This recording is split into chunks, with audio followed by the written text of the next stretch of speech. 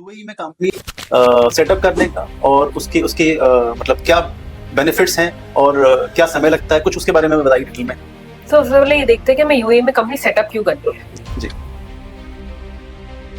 तो दो रीजन हो सकते हैं कि हमें यूएई या कोई भी और बाहर के देश में क्यों जाना पड़ रहा है। या तो हमारी सब्सिडरी कंपनी इंडिया में है और हम अपनी होल्डिंग कंपनी कहीं बाहर बनाना चाहते हैं। तो बहुत सारे लोग दुबई को इसलिए चूज करते हैं, यूएई को इसलिए चूज करते हैं for the obvious tax benefits, है ना।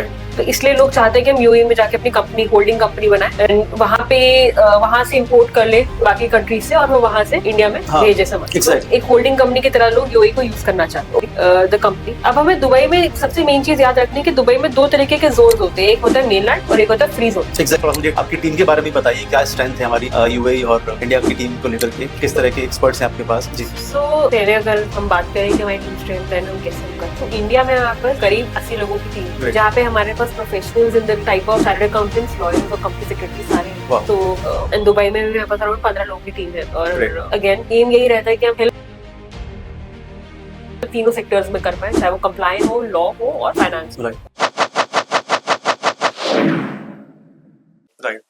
उसको प्रोटेक्ट करने के और भी तरीके, आप नेसेसरी एनडीएस में एंटर करो, है ना, साइबर सिक्योरिटी प्रोटेक्शन करो कि कोई आपके आईपी को मिसयूज ना करे। इसमें एक इंटरेस्टिंग केस है मेरे पास। अभी हमारे पास एक क्लाइंट आए थे, इन्होंने दुबई में ही किया था कि दुबई में एक डिस्ट्रीब्यूटर को अपना सामान भेजा था, तो उस डिस्ट्रीब्यूटर को बोल रहे कि आप मेरी आईपी रजिस्टर कर दो दुबई में। तो उस डिस्ट्रीब्यूटर ने बड़े चलाके से अपने नाम पे कर ली ट्रेडमार्क रजिस्टर। उनको पता नहीं चला क्योंकि उन्होंने तो पैसे दे दिए कि आप करवा दो, चलो कोई बात। अगेन यहाँ पे डिस्प्यूट रेजोल्यूशन और आईपी लॉयर का बहुत फायदा है। मेरे पार्टनर्स है जो इसमें ज्यादा स्किल्ड है, वो ज्यादा बेटर बात कर पाएंगे। बट आपको जस्ट एग्जांपल दूं तो हमें वहां पे एक्चुअली प्रॉपर मतलब दिखाना पड़ा, हमारा एग्रीमेंट इतना स्ट्रॉन्ग था। हमारे एग्रीमेंट में एक एनडीए का क्लॉज था, कॉन्फिडेंशियलिटी का, और आईपीआर का क्लॉज था जो स्टेट करा था कि आईपी हमारी है, हम आपको एक लिमिटेड लाइसेंस दे रहे हैं to sell to resell our product in the country, however the IP belongs to us. तो क्योंकि ये क्लॉज था और हमारे डिस्प्यूट रेजोल्यूशन और आईपी लॉयर्स से हम वो आईपी वापस ले पाए दुबई के अंदर, या तो वो आईपी उन्होंने अपने नाम पे रजिस्टर कर ली। तो अगर हम हमारे पास एक कॉन्ट्रैक्ट नहीं होता तो हम फंस जाते। Again a big example of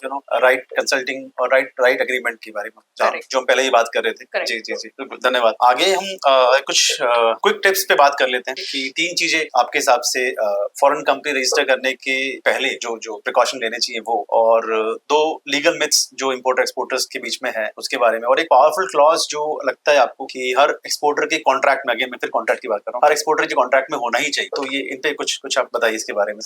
अगर कोई 3 चीजें जो हमें ध्यान में रखनी चाहिए, सबसे पहले फॉरेन कंपनी रजिस्टर करने के लिए कि वहाँ पे ओनरशिप रूल्स क्या है। ठीक है, फॉर एग्जांपल अगर आप इंडिया में कंपनी रजिस्टर कर रहे हो फॉरेन शेयर होल्डर के साथ, तो बहुत नेसेसरी कि एक इंडियन डायरेक्टर हो। ठीक है, तो ऐसे ही पॉइंट्स हमें बाहर भी ध्यान रखने हैं। यूएई में कई टाइम तक था कि 51% एक स्पॉन्सर को होल्ड करेगा, अब वो रूल चला गया है। अच्छा। तो ऐसी चीजें हमें कहीं भी हम इंकॉर्पोरेट करें तो बहुत नेसेसरी है कि हमें पता हो कि वहाँ के ओनरशिप रूल्स क्या है। सिंगापुर में अगर आप होल्डिंग कंपनी इंकॉर्पोरेट कर रहे हो, कोई भी कंपनी इंकॉर्पोरेट कर रहे हो, तो अगेन चाहिए कि लोकल सिंगापुर डायरेक्टर हो ऑन बोर्ड। तो ऐसी चीजें माइंड में रखना जरूरी है। एक और चीज बहुत इंपॉर्टेंट है, ये ध्यान रखना कि प्रॉफिट या पैसा वापस देश के अंदर कैसे लाओगे, रिपैट्रिएशन कैसे होएगा, राइट। कि अगर हम वहाँ पे कमा तो लिया, आप इंडिया लेकर कैसे आओगे, पैसा अपने आप को कैसे दोगे। तो वो एक सेकंड चीज है जो बहुत नेसेसरी है, मैं ध्यान रखा। और तीसरा अगेन मैं आईपी प्रोटेक्शन पे आऊंगी। IP protection is very very necessary because हमारे प्रोडक्ट का गुडविल और प्रोडक्ट की वैल्यू उस आईपी से ही आती है सबसे ज्यादा। तो 3 चीजें मेरे हिसाब से होंगी कि ओनरशिप रूल्स क्या है, आप प्रॉफिट रिपैट्रिएशन कैसे कर सकते हो, पैसा अंदर कैसे ला सकते हो, और आईपी रूल्स क्या बोलेंगे। आपका दूसरा क्वेश्चन क्या था? जी जी, 2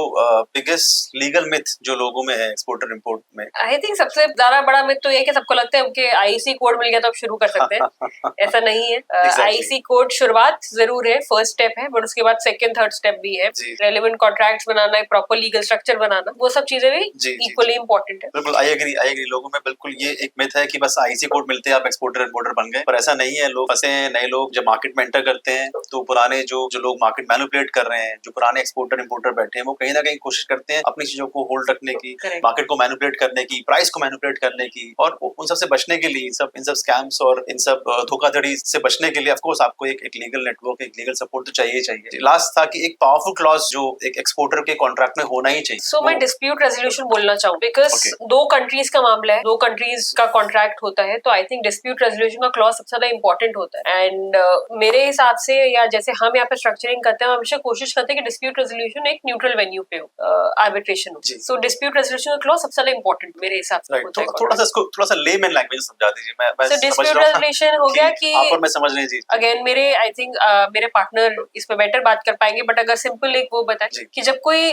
दो पार्टीज जो कॉन्ट्रैक्ट में एंटर कर रही है तो और उनके बीच में कोई कॉन्फ्लिक्ट अराइज करता है उस कॉन्ट्रैक्ट को लेकर, कोई लड़ाई होती है, कोई डिस्प्यूट होता है, तो उसको रिजॉल्व कैसे करें। जैसे अभी मैंने आपको एग्जांपल दिया कि हमने माल भेजा, वहां पे उन्होंने रोक लिया कि अरे ये तो सही नहीं है, गड़बड़ है, तो उन्होंने जो लड़ाई हो गया, यहाँ पे बंदा कह रहा है कि मैं सही हूँ, वहां पे कह रहा है कि मैं सही हूँ, तो उसको रिजॉल्व कैसे करें। तो रेजोल्यूशन का एक क्लॉज हम डालते हैं जिसको हम कहते हैं डिस्प्यूट रेजोल्यूशन, जिसमें हम डिफाइन करते हैं कि ठीक है आप दोनों की कभी लड़ाई हुई तो ये तो हम इस देश के इन कोर्ट्स में जाएंगे या फिर हम आर्बिट्रेशन करेंगे एक न्यूट्रल वेन्यू पे, एक इस वेन्यू पे या उस वेन्यू पे। तो वो सब डिफाइंड होता है अपने कॉन्ट्रैक्ट में, ताकि हम यहाँ पे बैठ के ये ना घबराए कि अरे वो वहां पे केस कर देगा तो हम क्या करेंगे, या मतलब कोई दोनों पार्टीज के बीच में एम्बिग्यूटी नहीं होनी चाहिए। तो क्लैरिटी डिस्प्यूट रेजोल्यूशन का क्लॉज मेरे हिसाब से बहुत ज्यादा important. Right, thank you so much Kunjan ji for a wonderful insight. और हाँ, अगेन बात घूम फिर के वहीं आ गई, स्ट्रॉन्ग कॉन्ट्रैक्ट बहुत जरूरी है, और वो भी एक स्ट्रक्चर्ड वे में जो कि एक प्रोफेशनल द्वारा बनाया गया है कुंजन जी और उनकी टीम। और उसके लिए साया लीगल हमारे साथ हैं, हमारे सभी टीम मेंबर्स, मैं टीम मेंबर्स ही बोलता हूँ अपने सभी क्लाइंट्स को, क्योंकि हम एक टीम मेंबर की तरह उनकी हेल्प करते हैं, टीम मेंबर की तरह उनको सपोर्ट करते हैं, कोच करते हैं, उनको पहले सिखाते हैं, उनको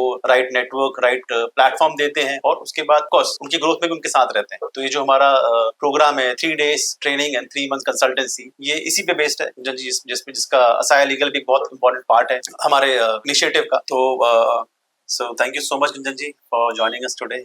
बहुत ही इंसाइटफुल सेशन रहा ये, और जैसा कि हम बेसमेकर में हमेशा बोलते हैं, let's no together, act together and grow together. Yes, definitely, Kamal. Thank you for having me here, and let's definitely know together, act together, and grow together.